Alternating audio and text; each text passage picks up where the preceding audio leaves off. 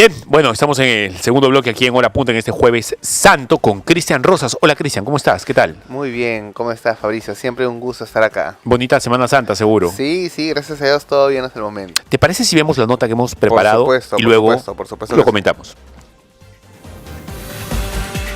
¿Puede un musulmán radical convertirse al cristianismo?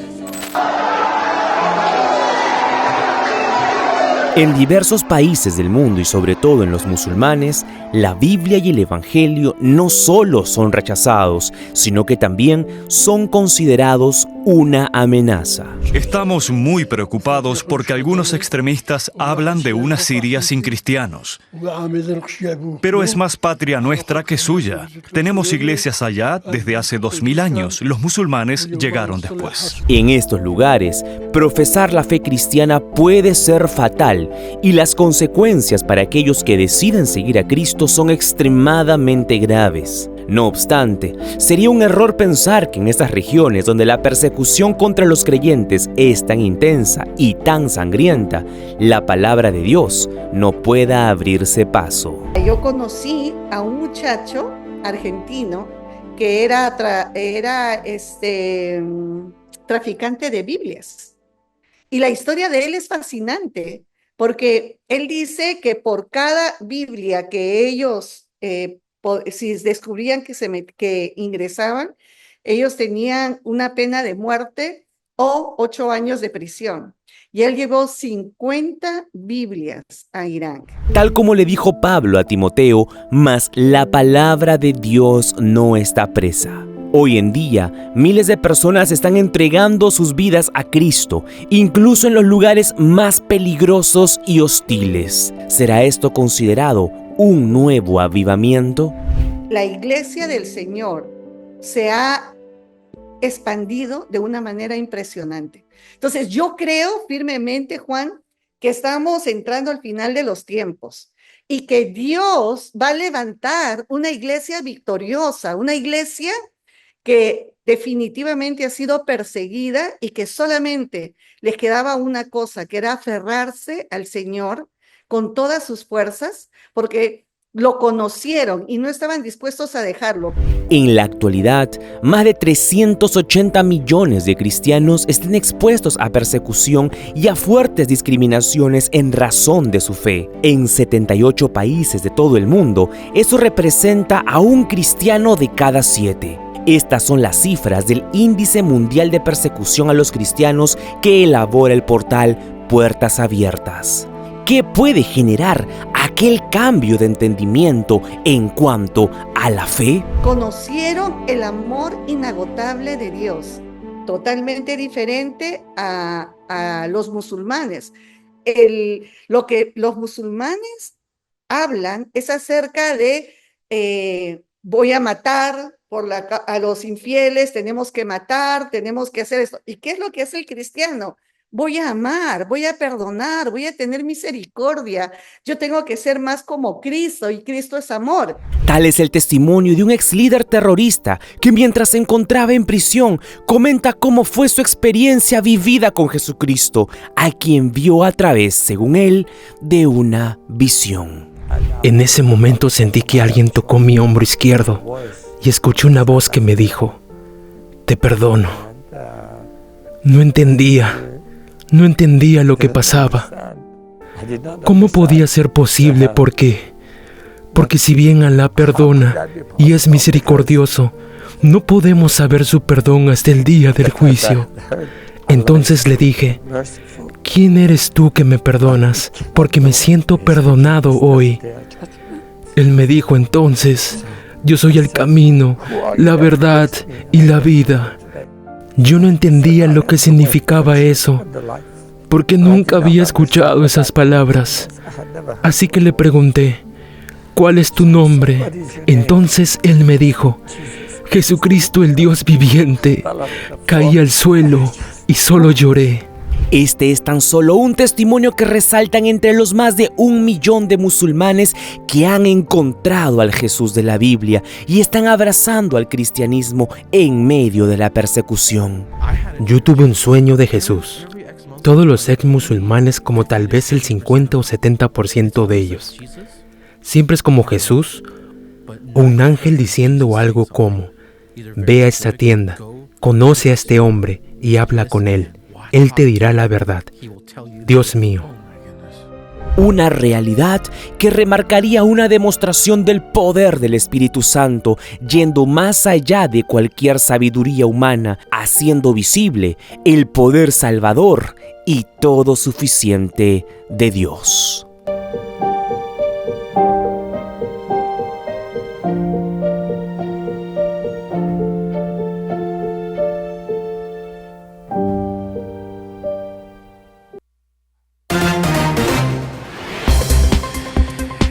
Cristian, ¿qué opinas de lo que has visto? Bueno, bastante interesante. Quisiera mencionar que el Islam tiene como su libro sagrado el Corán y el Hadith, que son las tradiciones de Mahoma. Y en el Corán, en el libro Sura, capítulo 3, versículo 45, dice así: cuando los ángeles dijeron: oh María, ciertamente Alá te da la buena noticia de una palabra de él, cuyo nombre será el Mesías, Jesús, el Hijo de María. El Corán reconoce a Jesús como el Mesías, como el Cristo. O sea, ahí hay una similitud. Se le conoce como Isa Mesí, Sí. en árabe. Entonces, que Jesús sea aceptado como Mesías es parte de la creencia fundamental del Islam. Es más, ellos creen que Jesús fue el que predijo la llegada de Mahoma, el último profeta, porque como Jesús hablaba arameo, y en la última cena, en arameo, lo que se traduce en la Biblia como Paracleto o Espíritu Santo, es Mahoma. Entonces dice, él dijo que iba a venir Mahoma. Así, literalmente su nombre es Mahoma. Entonces, creemos que él es el Mesías, anunciaron la llegada de Mahoma, ustedes lo han traducido a Espíritu Santo, Paracleto, pero él dijo Mahoma, es literal, ese es en arameo, así está. Entonces, ellos creen en Jesús como Mesías, pero no creen que Jesús sea Dios. Y esa parte es la más importante. C.S. Lewis, Clive Staple Lewis, el escritor literato El enorme inglés, Sí. el gran guerrero del Señor, él mencionó que es el que una... escribió las crónicas de Narnia. las para que la gente crónicas de lo sepa. Narnia. Sí. Él escribió que era una auténtica insensatez decir que Jesús era un gran maestro moral. Que era la estupidez más profunda decir eso. Porque a Jesús no se le podía tomar como un gran maestro moral porque ningún mero mortal podía haber dicho las cosas que dijo Jesús y ser moral. Por ejemplo. Es decir, o era un lunático o era lo que dijo que fue. O un mentiroso. O un mentiroso, lunático, un loco, o realmente era lo que dijo que fue. O un malvado que lo decía conscientemente. Exacto, no se le puede tomar como un gran maestro moral porque lo que dijo no te da pie. ¿Qué a cosa es punto lo que dijo medio. que era tan escandaloso? Ante Caifás, le preguntó Caifás cuando llegó justo jueves en la noche, viernes de pasión, le preguntó si él era el Cristo, el Hijo del Bendito. Y él dijo, Jesús respondió, yo soy. Y veréis al Hijo del Hombre sentado en la diestra del poder de Dios y viniendo en las nubes del cielo. En ese momento Caifás dijo suficiente, no Sí, se requiere claro. más testimonio, y se rasgó su vestidura. Sí, claro. ¿Por qué? Porque era la blasfemia de decir que él era, yo soy. Es más, estaba usando la figura del Hijo del Hombre, que es una figura divina de Daniel. Yo soy el que soy, dijo, yo soy. Tú eres el Hijo del Bendito, eres el Cristo, yo soy, dijo. Jesús es Dios encarnado, no se le puede tomar de otra forma, porque sería una infatuación, un autoengaño. Decir que es un maestro moral, y un maestro moral que te va a decir que es Dios encarnado, que va a volver después O está de morir, loco o es un que va a mentiroso. resucitar, que va a construir el templo en 3 días. O sea, ese es un maestro moral, es un loco, salvo que lo que haya dicho sea verdad.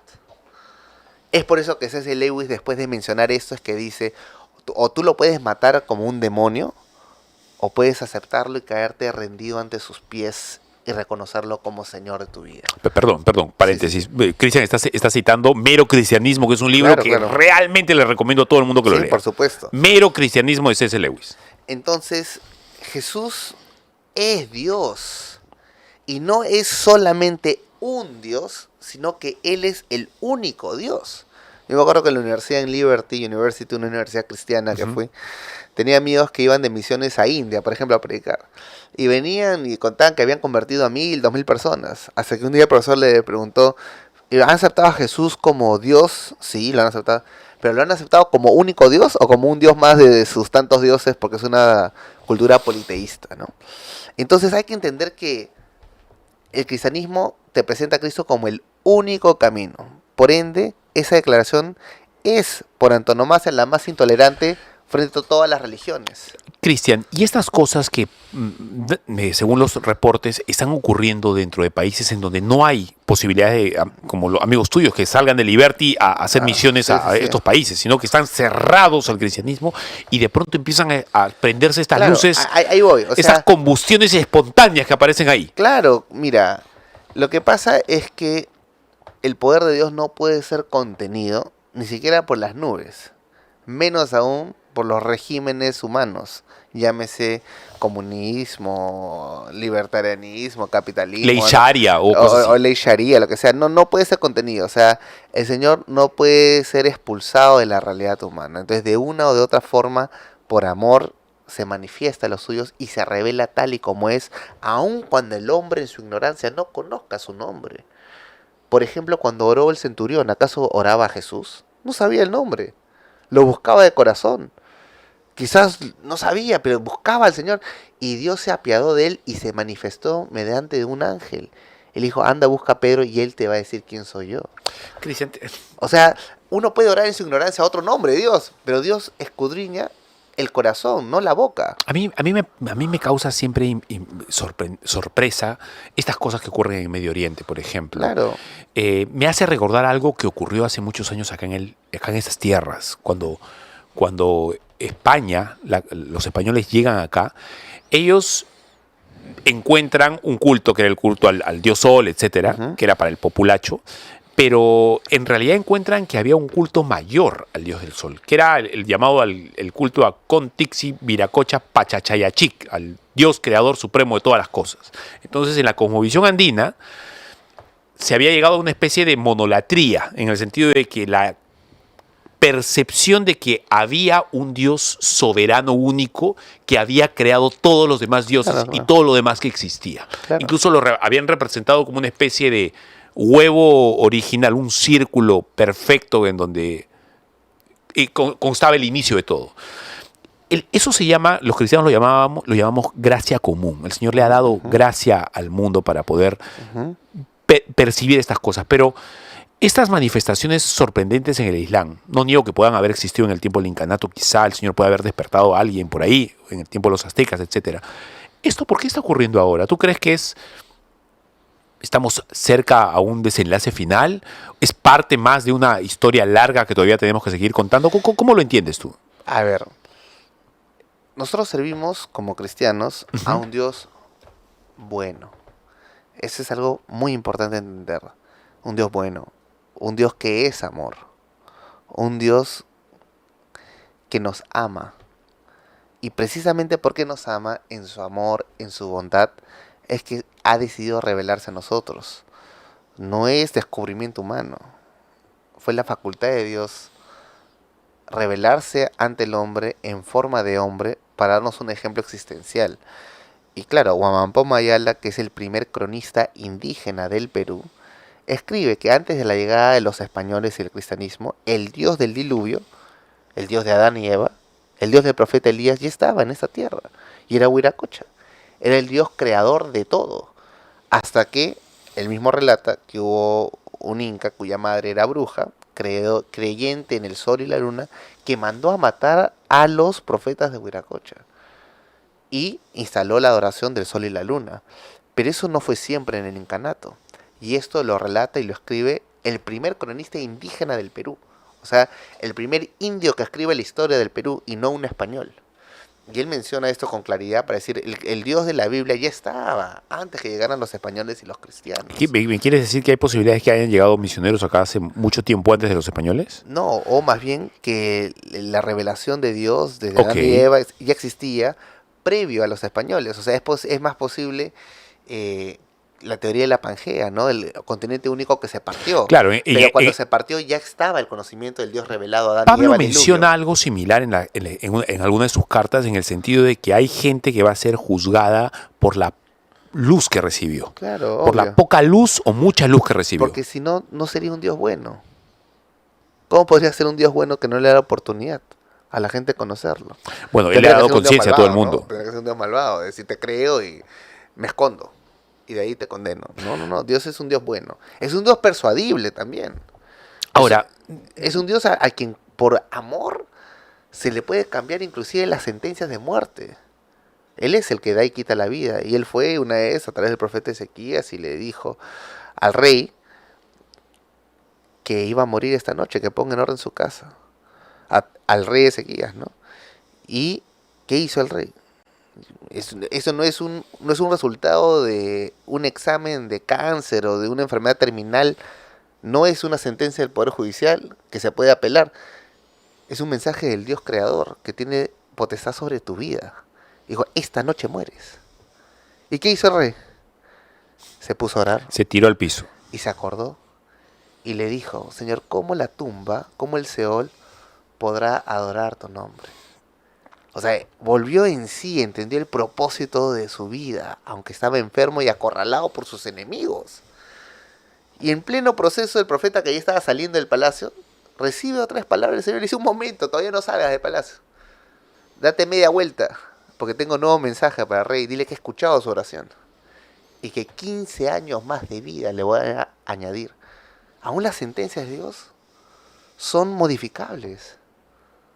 Servimos a un Dios, por tanto, persuadible. Servimos a un Dios bueno. Servimos a un Dios que decidió revelarse y encarnarse para darnos ejemplo, para que entendamos cómo es el camino, cómo es la vida y cuál es la verdad. Todo eso es una expresión de amor de Dios hacia la humanidad. Por eso es que el apóstol Pablo dice que el cumplimiento de la ley está en el amor. El amor es el cumplimiento de la ley. Y Él nos vino a enseñar esto. Por eso es que Jesús no vino a imponer un sistema moralista. No vino a hacer a los malos en buenos, sino a los perdidos en encontrados. A los que eran irredimibles en salvos. Pero Él no es una solución moralista. No es que uno se convierte cristiano para ser bueno. Nunca vamos a ser buenos, nunca. Todos los días vamos a pecar de una u otra forma. Es nuestra condición humana. Estamos atrapados en este cuerpo. Es una lucha permanente, ¿no? Sí, pero es una condición más que una lucha. Porque Pablo dijo, estoy atrapado en este cuerpo. Lo que quiero hacer no hago y lo que no quiero hacer hago. Pero seré liberado en algún momento. Es decir, el hombre en su condición natural, diaria y permanente, es pecaminosa. Por eso necesitamos un Salvador. Si nosotros podríamos redimirnos a través de la enseñanza de un maestro moral, no necesitaríamos un Dios. Nuestra condición pecaminosa es permanente. Solo ahora, que no permanecemos en rebelión. Cristian, hay una cosa muy interesante que yo quiero preguntarte y quiero conocer tu opinión. Segunda de Corintios 5:21 me parece que es, o 20, no me acuerdo bien, creo que es 21. Dice, al que no conoció pecado, por nosotros lo hizo pecado, para que nosotros fuésemos hechos justicia de Dios en él. Es un tema del que bien poco se habla, cada vez más, gracias a Dios, en las iglesias. El tema de Jesús siendo hecho maldición. O sea, maldecido por su Padre. Abandonado. Tratado como el más vil de los viles. ¿Por qué es un tema del que deberíamos hablar más, crees tú? O quizás no lo crees. No, por supuesto que sí.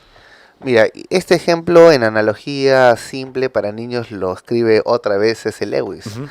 En esta conversación que tiene el león Aslan, que representa a Dios, contra Peter y su hermana Susan, donde le explica que en este mundo hay una magia más grande que uno mismo, aún más grande que el mismo Aslan.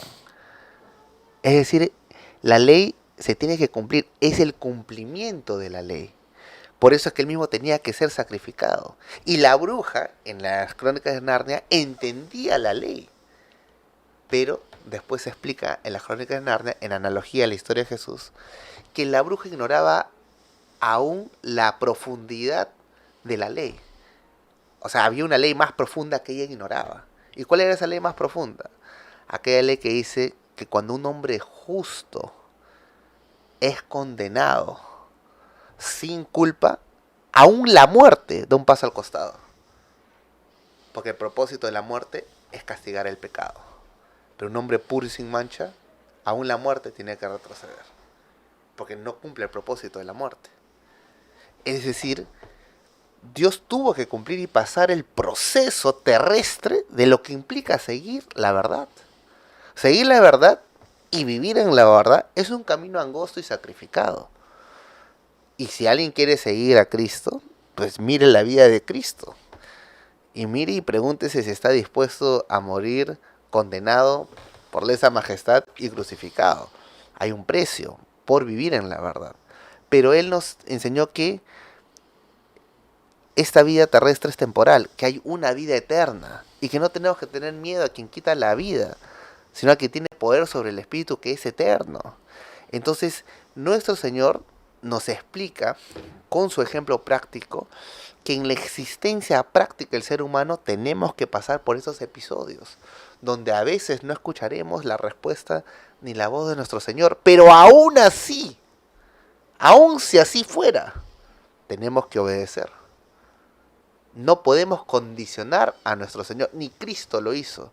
Por eso los amigos de Daniel ante Nabucodonosor le dijeron: nuestro Dios nos puede librar de tu horno de fuego, pero aún si no nos libra, no adoraremos a tu Dios. Sepas, oh rey, que no nos hincaremos ante la imagen Tal que has cual. hecho. Es decir, nosotros, Cristo nos dio ese ejemplo para entender que no podemos condicionar contextualmente nuestra fe.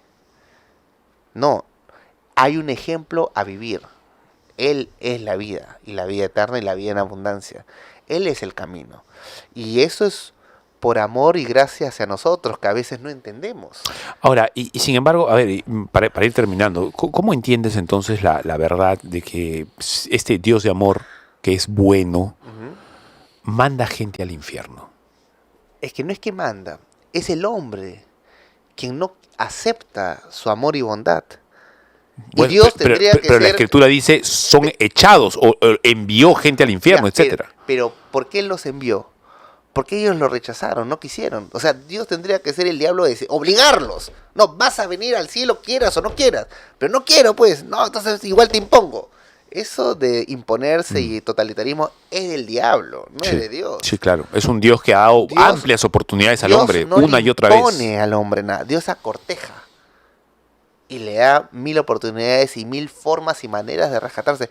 Pero Dios no puede o imponerle en el libre albedrío de nadie a que lo sigan y lo ame.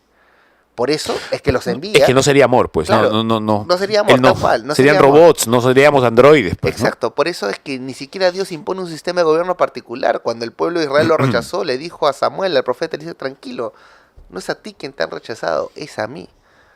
Con más razón no podemos quitarle el derecho al voto a nadie. Si la gente quiere votar por quien quiere, es su derecho. El hombre no puede limitar el ejercicio porque ni Dios mismo lo hace. Dios mismo no impidió que cambiaran un sistema. El hombre no puede impedir que el prójimo vote aún por el error o por la afirmación.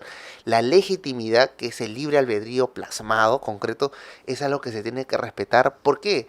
Porque proviene del Señor. Nos ha impartido su naturaleza en nosotros. La capacidad de decidir sobre el bien y sobre el mal. Pero el amor de Dios se manifiesta mediante la oportunidad que nos da de conocer a su Hijo. Entonces, quiero hacer un comentario final. Jesús se introdujo a la historia humana. Estamos cumpliendo 2 milenios de la llegada de Jesucristo a la historia de la humanidad para salvar al hombre de su misma condición y situación pecaminosa. Hubieron intentos en la historia, como la Revolución Francesa, que quiso reescribir el tiempo y dijo: a partir de ahora es el año 0 y la semana tendrá 10 días. Y no duró.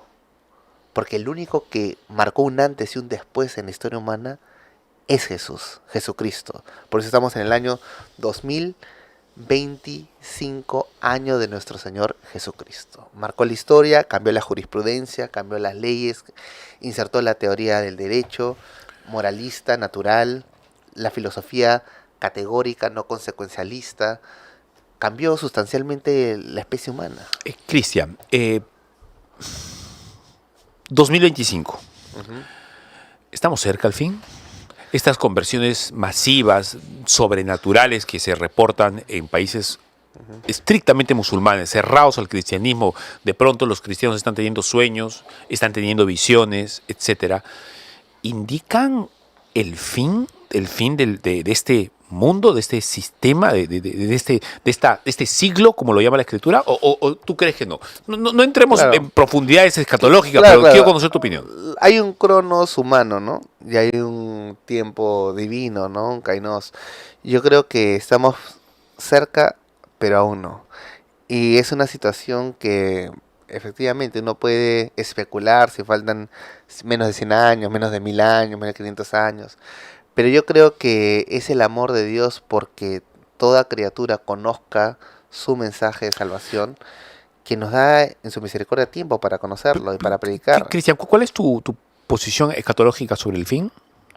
En particular en que... ¿Tú eres amilenial, posmilenial? Posmilenial creo, ¿no? Sí, claro, yo soy más postmilenial. Ah. Y lo Me caen bien a mí los postmileniales. Y lo he descubierto en la práctica, ¿no? Yo no soy no me da la fe cuando hacemos postmilenial. No lo he descubierto en teoría, sino lo he descubierto en la práctica, porque para mí el pasaje que me iluminó fue cuando el Señor menciona que, en primer término, los cobardes no heredarán el reino de los cielos. Entonces, es decir, nuestra fe tiene que ser plasmada de forma práctica y debemos de ser sal de la tierra, luz del mundo. No podemos contemplar el error donde nosotros tenemos participación, por ejemplo, en el voto, en el área política, y ser indiferentes, pensando que ya el Señor tiene que venir pronto porque se nos acabe el tiempo, queremos ya ser salvos. No, tenemos una misión que cumplir. Como decía Pablo, yo tengo una encrucijada entre irme o quedarme acá por ustedes. ¿Tú crees en los posmileniales consideran al final, no una edad dorada, porque creo que es un ad hominem eso de la edad dorada, pero un tiempo en el que el evangelio ciertamente va a prevalecer,